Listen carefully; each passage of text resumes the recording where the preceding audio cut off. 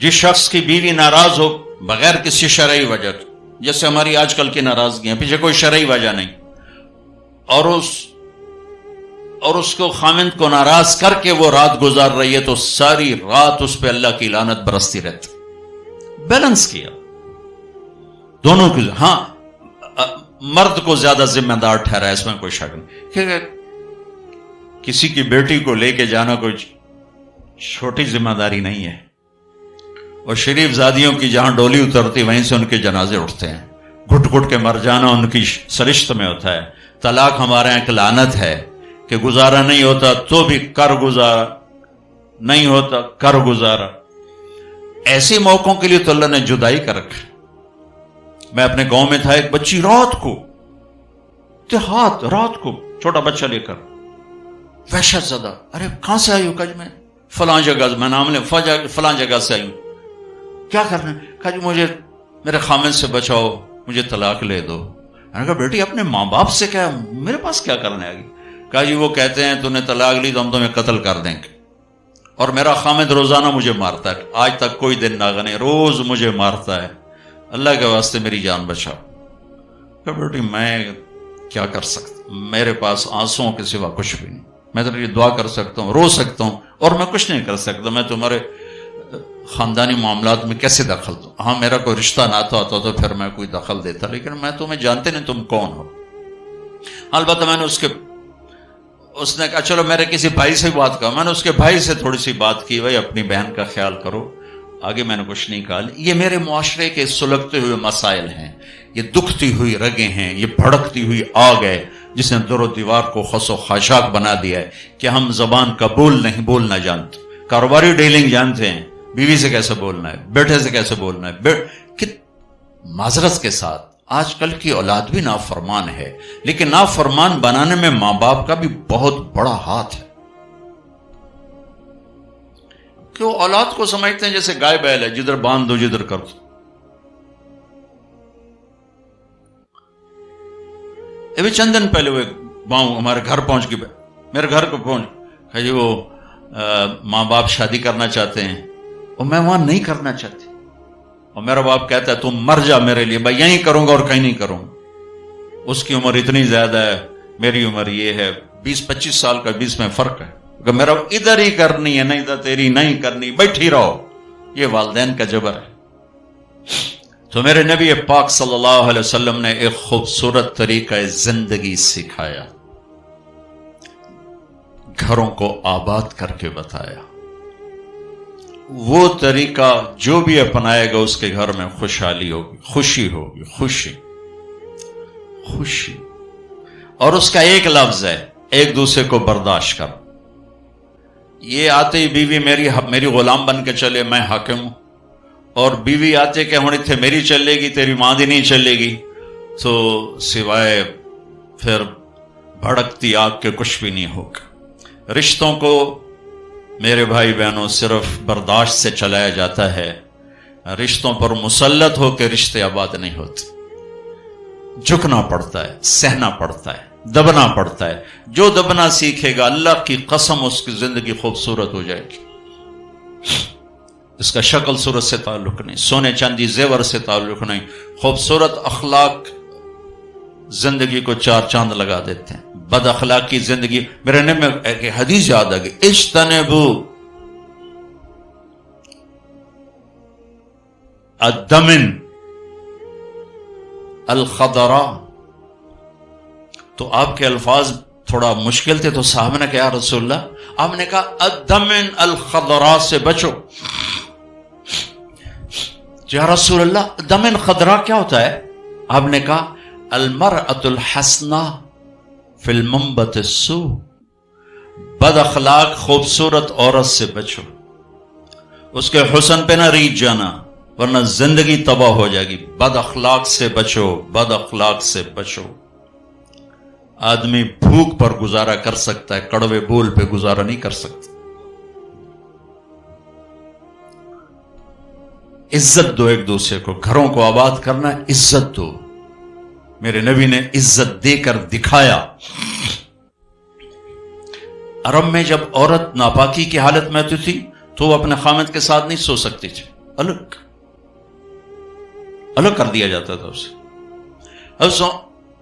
حضرت ام سلمہ رضی اللہ تعالیٰ عنہ، حضرت ام سلمہ رضی اللہ تعالیٰ عنہ وہ رات کو اللہ کے نبی کے ساتھ ایک چارپائی پر سوئے ہوئے، تو انہیں محسوس ہوا کہ وہ ناپاکی کی حالت میں چلی گئی. وہ چپ کر کے اٹھ گئیں اور جا کر کپڑے تبدیل کر کے ایک طرف ہو، آپ کی آنکھ کھلی، دیکھا ام سلمہ نہیں، دیکھا تو ادھر اللہ کے نفس تھی، لگتا ہے تجھے مینسس کا، جی ہاں، کہ ادھر میرے پاس ہی آ کے لیٹو. دوبارہ اپنے پاس آ کے ان کو لٹایا.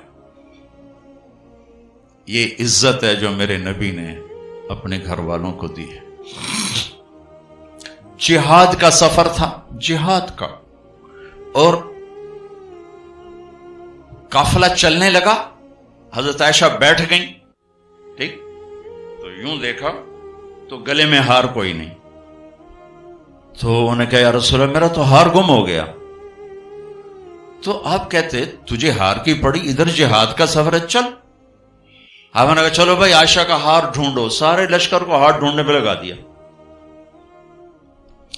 اور ڈھلتا سورج ٹھنڈا ہو گیا تھا جب سفر کی تیاری ہو رہی تھی.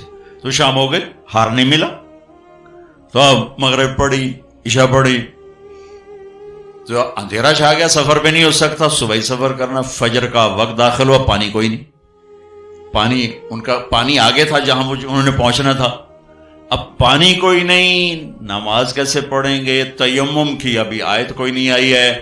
تو سارے لوگ ابو بکر کے پیچھے پڑ گئے، تیری بیٹی کی وجہ سے نا آج یہ دن دیکھنا پڑ رہا ہے. اب بتا، پانی ہے نہیں تو نماز کیسے پڑھیں گے؟ اب ابو بکر کو بیٹی پہ غصہ چڑھا، وہ آئے سیدھے اللہ کے نبی کے خیمے میں. تو آگے اللہ کے نبی، اما عائشہ فرماتی میری گود میں سر رکھ کے سوئے ہوئے تھے اور وہ ایسے بیٹھے ہوئی تھی.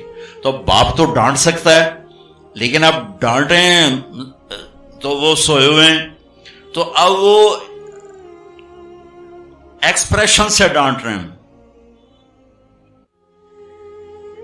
تیری وجہ سے. اور ان کے یوں پسلی میں نا آ کے انگلی ماری، زور سے، ایسے زور سے انگلی ماری. کہتے میں ایسے ہو گئی تاکہ میں ہلوں نہیں کہ اللہ کے نبی کی آنکھ نہ کھلے. تو یہ کیا غصہ اتار کے باہر آ گئے، باہر وہ تانے پڑ رہے. اللہ کے نبی کی آنکھ کھلی، نماز کا یا رسول اللہ پانی کوئی نہیں، نماز کیسے پڑھیں گے؟ اب اسی پریشانی میں تھے کہ جبریل آ گیا، فتیمموا صعیدا طیبا، چلو ہم مٹی سے وضو کی اجازت، تیمم کرو. کبھی کسی امت کو تیمم نہیں ملا، بلا مٹی سے بھی آدمی پاک ہوتا، منہ تو مٹی مارو بندہ پاک ہوتا. آپ نے چلو منہ پہ ایسے کرو، ایسے چلو نماز پڑھو بھائی. تو پھر وہ جو پہلے سب ناراض ہو ابو بکر سے کہنے لگے بھائی ابو بکر آج تیرے گھر کی طفیل کتنی بڑی رحمت ہمیں مل گئی، کتنی بڑی برکتیں ہمیں مل گئی. تو تیمم کی آیت اتری اس موقع پر جب حضرت عائشہ کا ہار گم ہوا، آپ نے سب کو اس کے ڈھونڈنے پہ لگا دی. تو فجر کی نماز ہوئی، تھوڑا سویرا ہوا، تو پھر حضرت عائشہ کہنے لگی یا رسول اللہ چلو ہار تو ملتا نہیں، چلیں.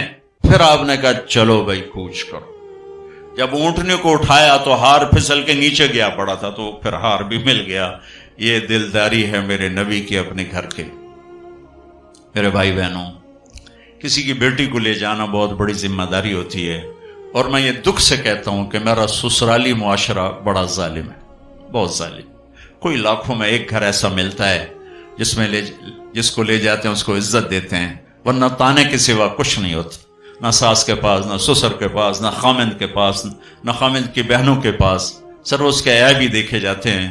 خوبیاں دیکھنے والا گھر کوئی کوئی ہوتا ہے. ایک حدیث سے یاد آئی، آپ نے مدینے والوں کی تعریف کرتے ہوئے فرمایا کہ یہ جو میرے مدینے کے صحابہ ہیں نا، انصار، یہ اتنے عالی لوگ ہیں کہ ان کے گھر میں کسی کی بچی آ جائے اسے یوں لگتا ہے جیسے میں اپنے ہی گھر میں آ گئی. یا اپنے انصار کی تعریف فرماتے ہوئے فرمایا کہ یہ میرے مدینے والے ساتھی ایسے ہیں، ان کے گھر میں کسی کی بچی کی ڈولی اترے اسے یوں لگتا ہے میں اپنے ہی گھر میں ہوں. تو سسرال والوں سے کہتا ہوں جس کی بیٹی لے جاؤ اسے اپنا گھر بنا کے دے دو، اسے اپنا گھر محسوس کرے، اپنا گھر اسے بنائے. ورنہ جانے والی بیٹی کا اللہ نے حق رکھا ہے، شریعت نے حق رکھا ہے کہ اگر وہ تمہاری طرح مالدار ہیں تو انہیں الگ گھر میں اتارو تاکہ کوئی ان کی زندگی میں داخل نہ ہو سکے، وہ اپنی زندگی گزارے. ان میں جو جھگڑا ہوگا تھوڑا ہوگا، لیکن ادو سس بولی، ادو سورا، ادو نو بولی، دو او بولے، دو او بولیا، وہ تو نیری کھجڑی پک جانتی، مطلب مناوے کہنو تے رساوے کہنو. تو شریعت نے حق رکھا ہے کہ اس کو الگ گھر میں اتارو. اس کی ہمت نہیں تو اس کو کرائے کا گھر لے کر دو. وہ کہے کہ مجھے الگ کر دو, مجھے کرائے کا گھر لے کر دو, تو وہ نافرمان نہیں, اسے گھر لے کر دو. اگر اس کی گنجائش نہیں تو گھر میں ایک پورشن اس کے لیے لے کر رکھو. ایک پورشن کی گنجائش نہیں تو ایک کمرہ, ایک ٹوائلٹ, ایک کچن اس لڑکی کا حق. کچن اس کے ذاتی استعمال میں ہو, ٹوائلٹ اس کے ذاتی استعمال میں ہو, کمرہ اس کے ذاتی استعمال میں ہو. یہ 3 چیزیں اس کا لازمی حق ہیں. اگر یہ بھی نہیں کر سکتا تو وہ تسبیح پڑھے تھے, روزے رکھے تھے, اللہ اللہ کرے کسی دی بیٹی نو ضرور دھکے دیونے تے ذلیل کرنا. ایدوں ہی دھکے تھے, ایدوں ہی دھکے, پھر چپ کر کے شادی نہ کرے, بس بہ کے اللہ اللہ کرے. یہ اللہ نے جانے والی کا حق رکھا ہے. ہماری معاشرت ہندو معاشرت ہے جس میں جوائنٹ فیملی سسٹم چلتا ہے. یہ بہت اچھا تھا, بہت اچھا تھا, ایک دوسرے کی مدد ہوتی تھی. ابھی ایک مصیبت بن گیا ہے کہ ایک دوسرے میں دخل دینا ایک فرض بن گیا, ایک دوسرے کی زندگی کو تلخ کرنا یہ فرض بن گیا. کس میں جھگڑا نہیں ہوتا, بڑوں کا کام ہوتا ہے سلجھانا, ہم اسے الجھانے میں لگ جاتے. میرے نبی اپنی بیٹی کے گھر آئے, حضرت عائشہ, وہ آگے پریشان, حضرت فاطمہ وہ آگے پریشان بیٹھی. آپ نے کہا کیا ہوا؟ کہا میرا اور علی کا جھگڑا ہو. ایسی پاکیزہ جوڑی کہ جنت میں نور کی چمک اٹھے. لوگ پوچھیں گے جنت یہ نور کہاں سے ہے؟ تو فرشتے کہیں گے اوپر کی جنت میں علی و فاطمہ مسکرائے ہیں, ان کے دانتوں کے نور سے نکلے نور نے جنت کو روشن کر دیا ہے. یہ اتنا بڑا جوڑا ہے. لیکن دنیا ہے. آپ نے کہا علی کی درگاہ, یہ باہر نکل گئے. آپ ان کے پیچھے گئے, دیکھا تو مسجد میں سوئے تھے. ان کو کہا ابو تراب اٹھو, یہ ٹائٹل یہاں دیا, ابو تراب اٹھو. ان کو لے کر آئے, گھر تشریف لائے, زمین پر لیٹ گئے. علی کو دائیں طرف لٹایا اور فاطمہ کو بائیں طرف لٹایا. علی کا ہاتھ پکڑ کے اپنے پیٹ پر رکھا, ادھر سے فاطمہ کا ہاتھ پکڑ کے علی کے ہاتھ پر رکھا, اور بیٹی کے ہاتھ کے اوپر اپنا ہاتھ رکھا. اب یہ علی کا ہاتھ, یہ فاطمہ کا ہاتھ, یہ میرے نبی کا ہاتھ علیہم الصلوات و تسلیمات. ٹھیک. اور فرمایا بولو بھائی ہماری صلح ہوگی. پوچھا نہیں کی لڑائی, اے جڑے پوچھن والے ہو لڑا کے آ جان, تو کیا کیا, ابھی تو کیا کیا, وہ ڈھیر لاڑ لوڑ کے ویلے ہوئے بیٹھے. تو میرے نبی نے پوچھا نہیں ہاں بھائی تو کیا کہتا اور تو کیا کہتی. میرے نبی نے یہ کیا اور کہا علی فاطمہ کہو ہماری صلح ہو گئی. دونوں نے کہا جی ہماری صلح ہوگی. ٹھیک ہے. پھر آپ نکلے خوش خوش, چہرہ نورانی. صحابہ نے عرض کیا رسول اللہ آج آپ بڑے خوش نظر آ رہے. کہا میں علی و فاطمہ کی صلح کرا کے آ رہا ہوں. یہ بڑوں کا کام ہوتا ہے. اب لڑکی والے اپنے اٹھا لیتے ہیں, کمر کس لیتے ہیں سوٹے, اور ادھر لڑکے والے اپنے سوٹے کس لیتے ہیں. بچے کی زندگی برباد ہو کے رہ جاتی. جوڑنے کی بجائے دونوں طرف توڑ چکے. نہ قرآن کا پتہ ہے نہ سیرت کا. دیکھو میں ہاتھ جوڑتا ہوں, قرآن پڑھو, اپنے نبی کی زندگی پڑھو, تاکہ ہمیں اور آپ کو پتہ تو چلے کہ زندگی کہتے کسے ہیں, زندگی گزارنی کیسی. میرے نبی سے پوچھ کے موت آئی, پوچھ کے موت آئی. واحد ہستیاں جن سے موت پوچھ کے آئی. ٹھیک ہے. 12 ربیع الاول 11 ہجری 7 جون 633 عیسوی جبریل اندر آئے. یا رسول اللہ باہر ملک الموت کھڑا ہے, اندر آنے کی اجازت چاہتا ہے. یہ وہ دربار جہاں موت پوچھ کے آئی. تو آپ نے کہا آ جائے. ملک الموت اندر آیا, کہا السلام علیکم یا رسول اللہ. اور پھر کہا یا رسول اللہ آپ پہلی ہستیاں جنہیں میں سلام کر رہا ہوں, میں نے کبھی کسی کو سلام نہیں کیا. یا رسول اللہ آپ پہلی ہستی ہیں. اللہ نے فرمایا پوچھ کے اندر جانا, بغیر پوچھے نہ جانا. اللہ اکبر. پوچھے گا اللہ ہم میں سے کسی سے. یا رسول اللہ اللہ نے فرمایا آنا چاہیں تو لے آنا, رہنا چاہیں تو چھوڑ کے آ جانا. ٹھیک ہو. اچھا آپ کیسے تھے؟ اما عائشہ ایسے بیٹھی اور آپ اما عائشہ کے سینے پر سر رکھ کے یہ کہیے. تو آپ فرماتے اچھا ٹھیک ہے, میں اٹھتا ہوں, میں وضو کرتا ہوں, 2 نفل شروع کرتا ہوں, جب میں سجدے میں جاؤں میری جان نکال لینا. ہم دعائیں یا اللہ سجدے کی موت عطا فرما. کتنے لوگ ہیں دعائیں کرتے ہیں یا اللہ نماز پڑھ رہے ہیں موت آ جائے, سجدے میں سر ہو موت آ جائے. کتنی عام تمنا ہے. میں خود دعا مانگتا ہوں. تو آپ کہتے کہ تم ٹھہرو میں وضو کر لوں, جب میں سجدے میں سر رکھوں میری جان نکال لینا. آپ نے اپنی بیگم کے سینے پر سر رکھے ہوئے ہی موت کو قبول کیا کہ یہیں نکالو، یہیں نکالو، وہیں لیٹے لیٹے. اس لیے میری ماں حضرت عائشہ فرماتی تھی میرے نبی میرے سینے اور ٹھوڑی کے درمیان اللہ کے پاس حاضر ہو، مات فی سحری و نحری. یہ بھی ایک پیغام تھا، یہ بھی ایک پیغام تھا کہ آپ اپنی بیگم کے سینے پر سر رکھ کے دنیا سے جدا ہوئے ہیں اور اللہ کی بارگاہ میں پہنچے. تو بھائیو، لمبی ایک خوبصورت زندگی ہے، میں گھنٹے سوا گھنٹے میں کیا بتا سکتا ہوں. اور اتنا اندھیرا ہے کہ اس میں کروڑوں شمعیں جلیں گی اور اربوں پروانے قربان ہوں گے، تب جا کے صبح ہوگی. اس اندھیر میں میری چند باتیں پتہ نہیں کوئی روشنی کا سبب بنے یا نہ بنے، پر اگر چند کانوں پہ دستک ہو گئی تو شاید کچھ ذرہ خیر وجود میں آ جائے. بھائیو، اپنے نبی کی زندگی سیکھو، اپنے نبی کی زندگی کے مطابق چلنے ڈھلنے کی کوشش کرو. یہ تبلیغ کا کام بھی اس کو سیکھنے کی ایک خوبصورت محنت ہے. جو کرے گا اللہ تعالیٰ اس کی دنیا بھی بنائے گا، اللہ تعالیٰ اس کی آخرت بھی بنائے گا. آخری بات یہ کہتا ہوں، اپنے گھروں کو آباد کرنا ہے تو اس زبان پہ قابو پانا سیکھ لیں، اس زبان پہ قابو پانا سیکھ لیں، اس زبان پہ قابو پانا سیکھ لیں. انشاءاللہ میرے آپ کے گھر آباد ہو جائیں گے. اللہ تعالی ہمیں عمل کی توفیق